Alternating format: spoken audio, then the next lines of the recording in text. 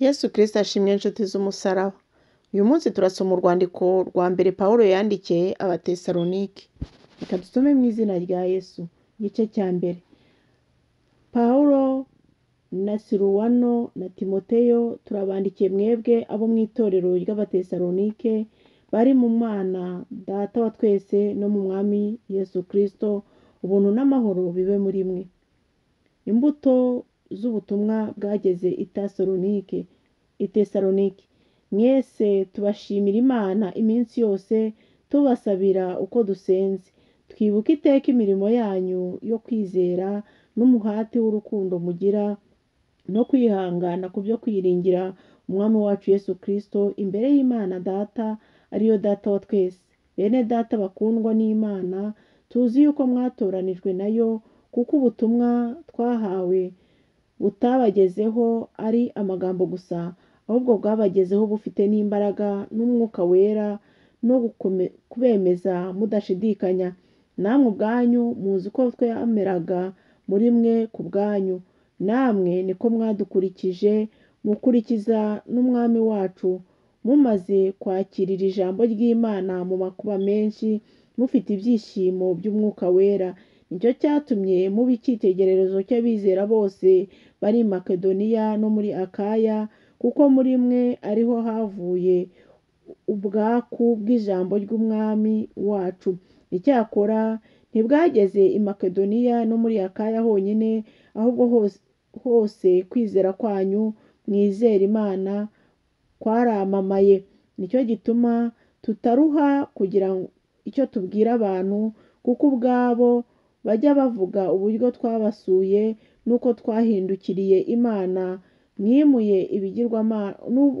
nuko mwahindukiriye Imana mwimuye ibigirwamana ngo mubone uko mukorera Imana nyakuri kandi ihoraho, no gutegereza umwana wayo uzava mu ijuru, uwo yazuye mu bapfuye ari we Yesu, uwo uzadukiza umujinya uzatera. Ibice bibiri. Intumwa zibwiriza ubutumwa bwiza i Tesalonike. Bene Data, ubwanyu muzi yuko kubasura kwacu kutari uk'ubusa, ahubwo tumaze kubabwiriza i Filipi no kuhemukirirwa, nk'uko mubizi, duhabwa n'Imana yacu gushira amanga ngo tubabwire ubutumwa bwiza bw'Imana turi mu ntambara nyinshi, kuko guhugura kwacu atari uko kuyobya kutava mu byanduye, kandi kukaba atari uko kuriganya, ahubwo nk'uko Imana yatwemereye kugira ngo tube abo guhabwa ubutumwa bwiza, niko tubuvuga. Ntituvuga nk'abashaka kunezeza abantu, keretse Imana igerageza imitima yacu. Ntitwigeze kuvuga ijambo ryo gushyeshya nk'uko mubizi, cyangwa ngo tugire urwiyerurutso rwo kwifuza inyungu muri mwe. Imana niyo dutanzeho umugabo, kandi ntitwashatse icyubahiro mu bantu, naho haba muri mwe cyangwa mu bandi, nubwo twabashaga kubaremerera kuko turi intumwa za Kristo. Ahubwo twitonderaga muri mwe nk'uko umurezi akuyakuye abana be. Nicyo cyatumye mudutera imbabazi, tukabakunda cyane, tukishimira kutabaha ubutumwa bwiza gusa, ahubwo no kubaha ubugingo bwacu, kuko mwatubereye inkoramutima cyane. Bene Data, mwibuke umuhate wacu n'imiruho, kuko byababwirije ubutumwa bwiza bw'Imana, dukora ku manywa na nijoro, kugira ngo hatagira uwo muri mwe turemerera. Mwebwe n'Imana nimwe ntanzeho abagabo b'uburyo twamereranaga namwe abizera, turi abera, dukiranuka kandi tutariho umugayo. Kandi nk'uko mubizi, twahuguraga umuntu wese muri mwe, tukabahumuriza no kubihanangiriza nk'uko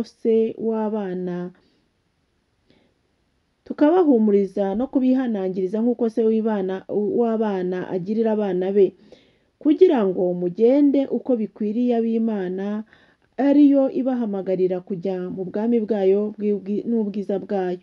Icyo dushimira Imana ubudasiba nuko ubwo twabahaga ijambo ry'ubutumwa bwiza ari ryo jambo ry'Imana, mutaryemeye nk'aho ari ijambo ry'abantu, ahubwo mwaryemeye nk'ijambo ry'Imana nk'uko riri koko, kandi rigakorera no muri mwe abizera, kuko bene data mwiganye amatorero y'Imana y'i Yudaya ari muri Kristo Yesu, kuko ibyo mwababajwe n'ubwoko bwanyu ari bimwe n'iby'abo bababajwe n'Abayuda, bishe Umwami Yesu n'abahanuzi, kandi natwe baratwirukanye, ntibanezeza Imana, baba abanzi b'abantu bose, batubuza kubwiriza abanyamahanga ngo nabo bakizwe, bahora buzuza urugero rw'ibyaha byabo, ariko ubu bwo umujinya ubasohoreyeho kubarangiza rwose. Ariko twebweho bene data, ubwo twatandukanywaga namwe igihe gito ku mubiri, ariko si ku mutima, twiyongeranije kugira ngo umwete wo kubabona tukabakumbura cyane, kuko twashakaga kuza iwanyu. Icyakora njyewe Pawulo sinabishatse rimwe gusa, ahubwo ni kabiri, ariko Satani aratubuza. Ibyiringiro byacu ni iki, cyangwa ibyishimo, cyangwa ikamba ryo kwirata?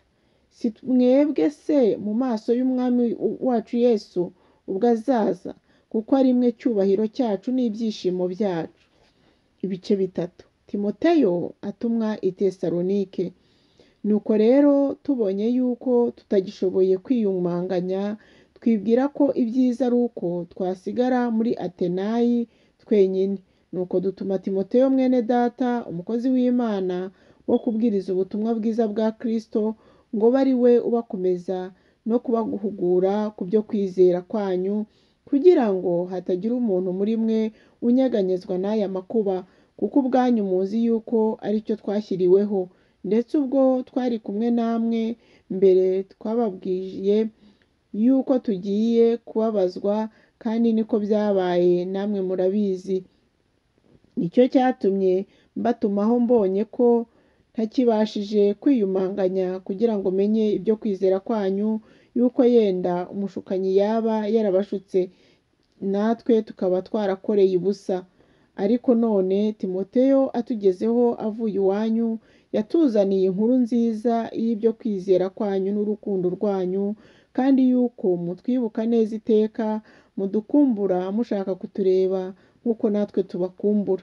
Nicyo cyatumye bene data duhumurizwa ku bwanyu no kwizera kwanyu mu mubabaro wacu wose n'amakuba, kuko none turi bazima ubwo muhagaze mushikamye mu Mwami.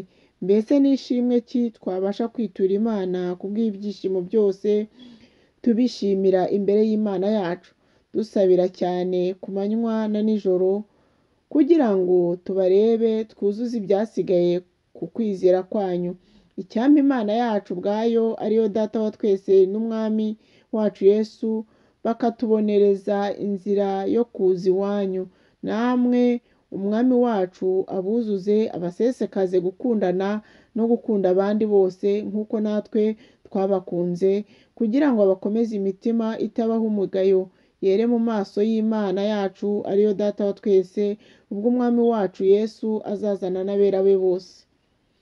Kwezwa n'urukundo no gufatanya bya kivandimwe. Nuko bene data, ibisigaye turabinginga tubahugurira mu Mwami Yesu, kugira ngo nk'uko mwabwiwe natwe uko mukwiriye kugenda no kunezeza Imana, bari ko mugenda, ndetse murusheho. Muzi amategeko twahawe n'Umwami Yesu kubategeka ayariyo. Icyo Imana ishaka ni iki? Ni ukwezwa kwanyu no kwirinda gusambana, ngo umuntu wese muri mwe amenye gutegeka umubiri we, wezwe ufite icyubahiro, udatwarwa n'irari ryo kurigira nk'abapagani batazi Imana, kandi ngo umuntu wese areke kurengera cyangwa kuriganya mwene se kuri ibyo, kuko Umwami wacu ahora inzigo y'ibyo byose, nk'uko twabanje kubabwira no kubahamiriza. Imana ntiyaduhamagariye kwanduzwa, ahubwo yaduhamagariye kwezwa.